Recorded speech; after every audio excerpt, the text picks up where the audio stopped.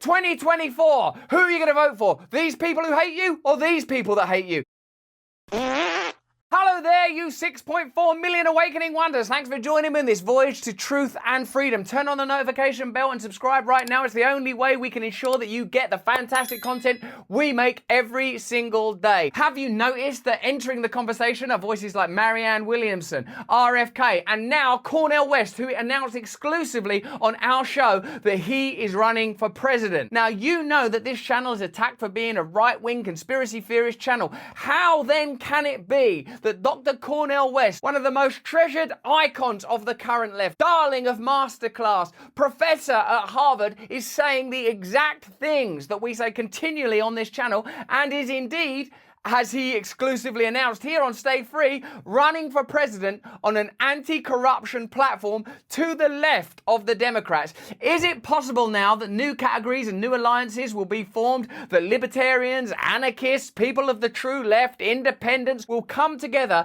to attack this turgid, stagnant, stinking, corrupt system? I pray that it is. Certainly Cornel West's voice in this conversation will prevent it being dismissed as conspiracy theories, right-wing nonsense, and fit only for the hard MAGA right. This is an important voice in the conversation for change. These are the new alliances I'm telling you about. This is a credible philosopher offering us a new vision. Stay to the very end and let me know in the comments if you would vote for Cornel West and the People's Party. Is an end to the two-party system precisely what's required? Let me know in the comments. See you in a second. Dr. Cornel West, you have a very important announcement. We are honoured that you've chosen our platform to make this announcement. Please tell us why you are here talking to us today.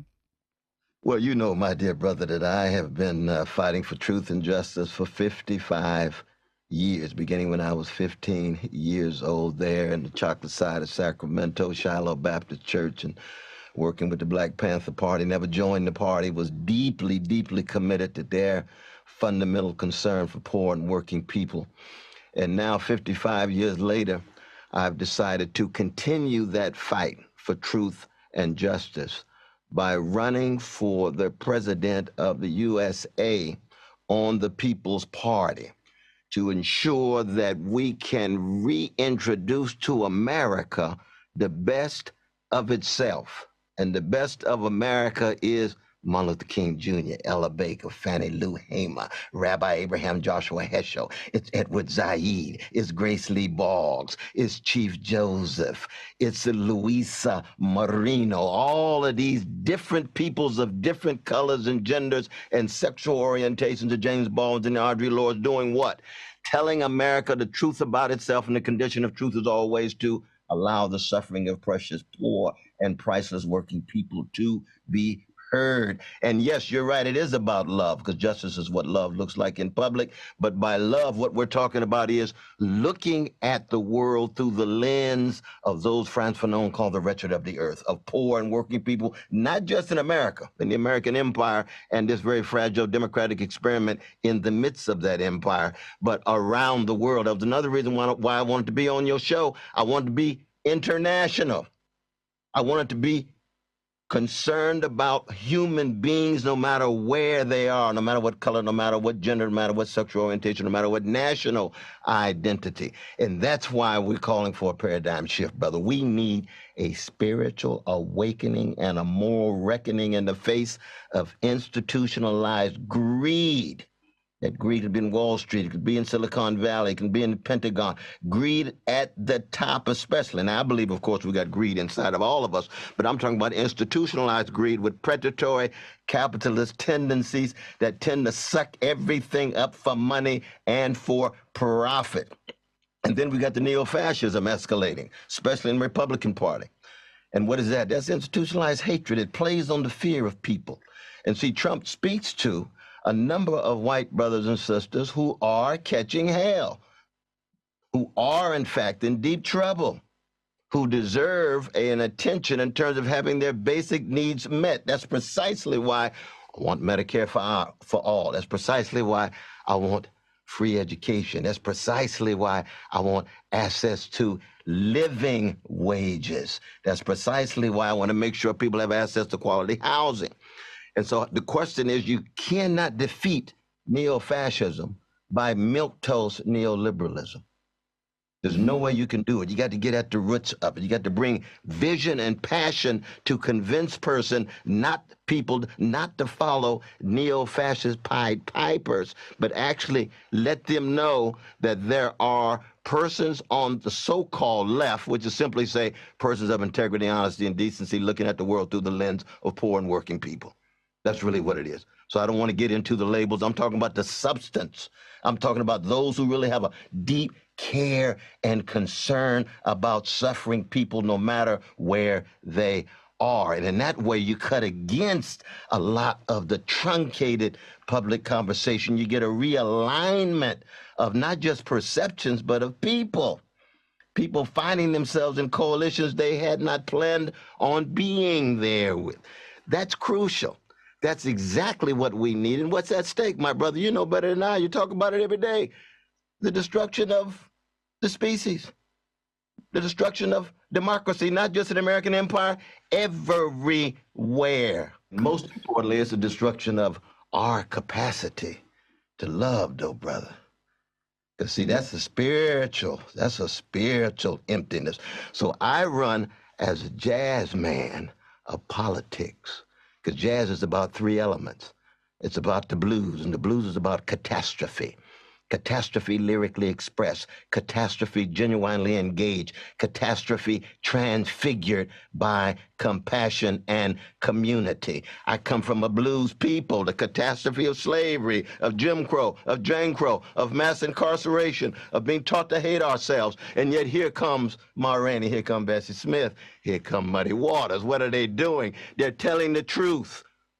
They're telling the truth about America. We're not talking about America's race problems or class problems or gender problems or sexual orientational problems. No, we're talking about catastrophes visited on indigenous peoples, visited on black peoples, visited on women. You're talking about U.S. foreign policy. It could be in Iran, 1953. It could be in Guatemala, 1951. It could be in Panama. It could be in Iraq. It could be in Afghanistan. Those are not problems. Those are catastrophes visited upon precious human beings in every life in Iran, in Tel Aviv, in West Bank, in Gaza, in Afghanistan, in Lithuania, in Ethiopia.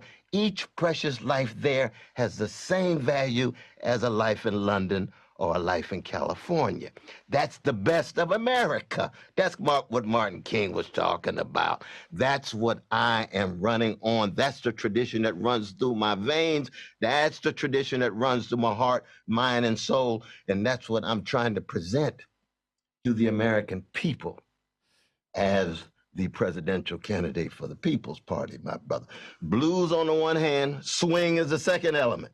You have a different conception of time, so you don't feel closed in, bound to a two-party system. We know the two-party system in America is a major obstacle for the empowerment of poor and working people. Both parties are in the back pocket of Wall Street, in the back pocket of the Pentagon, in the back pocket of big money.